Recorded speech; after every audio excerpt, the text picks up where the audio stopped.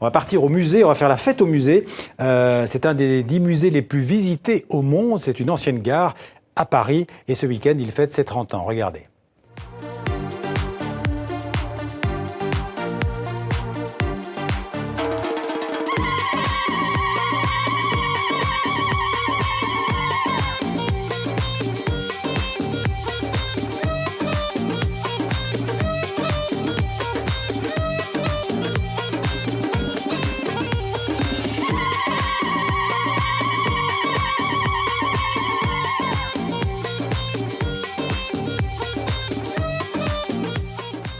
Bonsoir Jean-Baptiste. Bonsoir Xavier. Ce musée, c'est évidemment le musée d'Orsay qui fête ses 30 ans ce week-end avec notamment, on l'a vu, de la danse qui sera donc dans tout le musée. Oui, c'est ça, on vient de voir les toutes dernières répétitions. Carte blanche a été donnée au grand chorégraphe José Montalvo.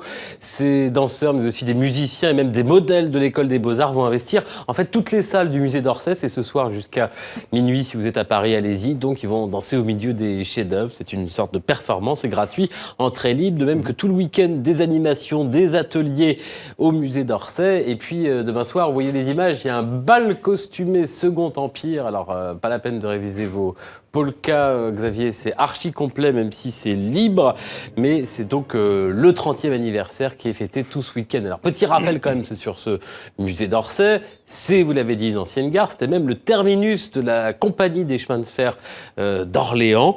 Et puis, le 9 décembre 1986, ça devient donc un musée qui est dédié à une période très précise, 66 ans, de 1848 à 1914. Et dans cette période, il y a les grands chefs-d'œuvre de l'impressionnisme. Orsay qui accueille 3,5 millions de visiteurs par an. C'est l'un des 10 musées les plus visités au monde.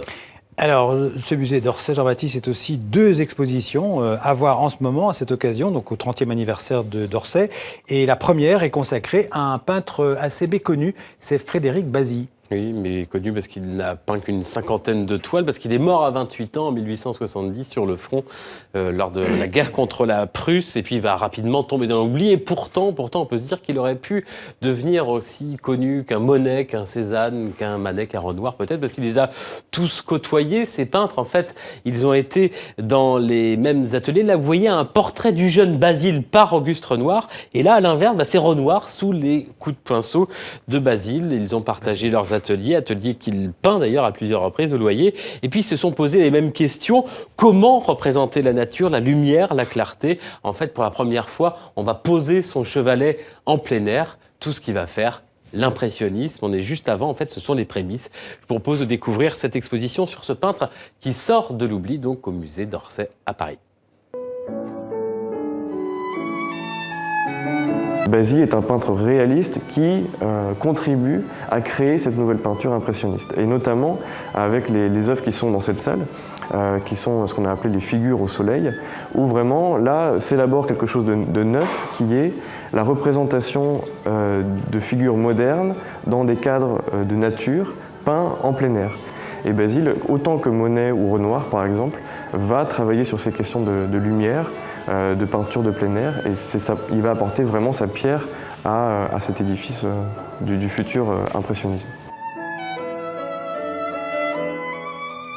Ce que les critiques de l'époque ont retenu de l'art de Basile, c'est d'avoir amené à Paris la lumière du Midi, la lumière du Languedoc. Et en fait, vraiment, dans l'art de Basile, il y a cette volonté de peindre des sujets qui sont des sujets du Midi, des sujets, sa famille, les paysages qui entourent la maison familiale de Méric, près de Montpellier. Et c'est ça qui va être considéré comme son apport principal, c'est d'avoir fait découvrir au public parisien, et aux artistes aussi parisiens, la force de cette lumière méditerranéenne, qui est une lumière contrastée, et une lumière souvent très forte.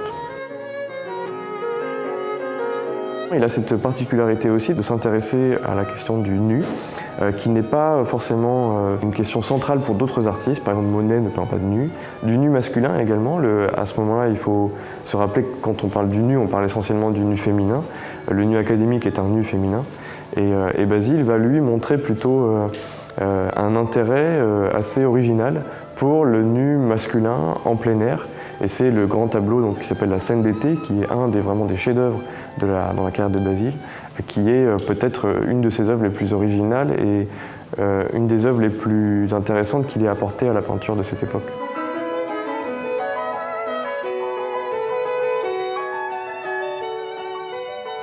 Ça fait penser au déjeuner sur l'herbe, Voilà. ce que vous disiez en voyant ces images. C'est jusqu'en mars à Paris.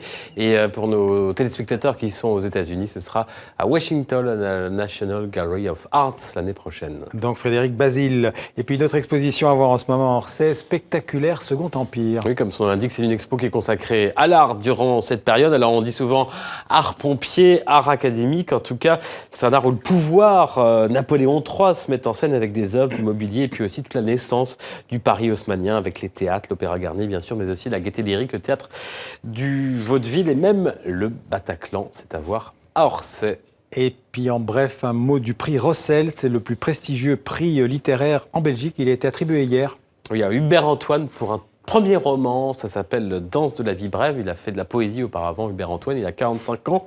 Ça fait une vingtaine d'années qu'il vit au Mexique. Et ce prix qui est considéré un peu comme le Goncourt belge. Mais enfin, on pourrait aussi dire que le Goncourt est le Rossel français. On peut dire ça.